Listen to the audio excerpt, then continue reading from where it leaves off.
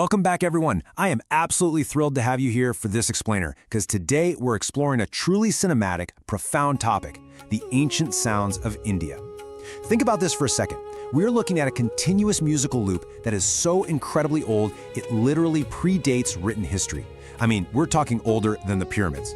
So this isn't just some dusty history lesson about old songs. It's a journey into a living, breathing art form that's been echoing continuously for thousands of years. From day one, this music was intricately woven into spirituality, storytelling, education, celebration, the whole shebang of daily life. So get comfortable and let's embark on an incredible sonic journey together. So how does a simple sound connect humanity to nature, emotion, and the divine? That is the fundamental premise we really need to grasp today. You know, in ancient India, music was never created simply for entertainment. It wasn't just background noise you'd put on while doing chores. No way. It was deeply believed to be a profound bridge, a direct connection linking human beings with the natural world around them, their own internal emotional landscapes, and the divine itself. It was, and honestly still is, a way of actually understanding the universe. Okay, let's dive into this. Part 1. Origins of the Sacred Sound.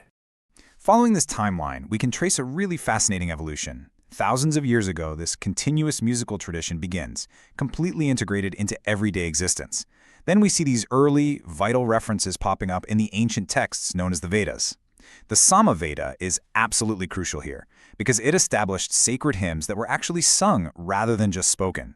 These ancient sung chants formed the very bedrock of the many musical traditions that would follow. Skipping down the timeline a bit to subsequent centuries, we see a massive leap in how music was analyzed. Scholars, notably Bharata Muni, began to codify all of this in a text called the Natya Shastra. This is essentially the world's oldest surviving manual on stagecraft and music. It's kind of the DNA of everything we're about to explore, marking the precise moment those ancient sung chants formally evolved into the detailed study of melody, rhythm, and emotional expression. Moving right along to Part 2, Rhythm and Emotional Melody.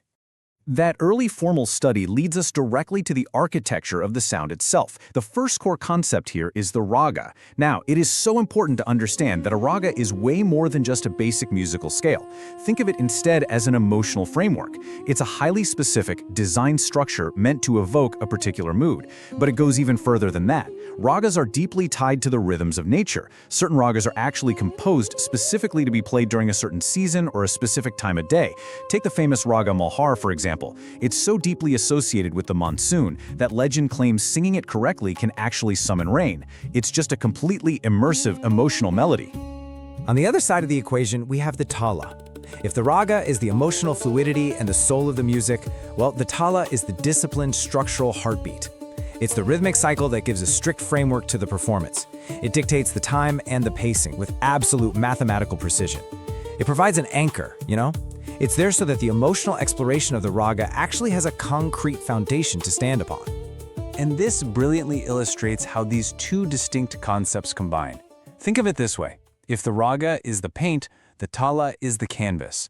The real magic happens when the musician improvises, pushing the boundaries of the emotional raga while never ever dropping that mathematical cycle of the tala. When a musician brings these two elements together, they create music that is at once highly disciplined and mathematically precise, yet deeply, profoundly expressive. Its structure and emotion perfectly balanced.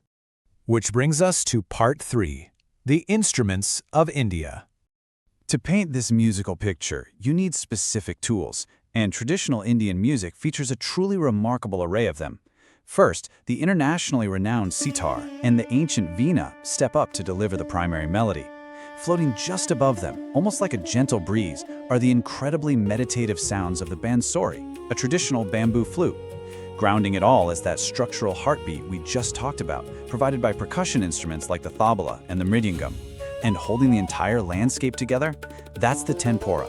This instrument supplies a continuous, hypnotic drone that serves as the aural canvas for the whole performance, giving the other musicians a steady tonal center to work around. Let's zoom out a bit for Part 4, Spirituality and Regional Diversity. At its heart, music in this culture has long been considered a path towards self-discovery and devotion. Many traditions hold a deep, profound belief that sound itself possesses a literal transformative power.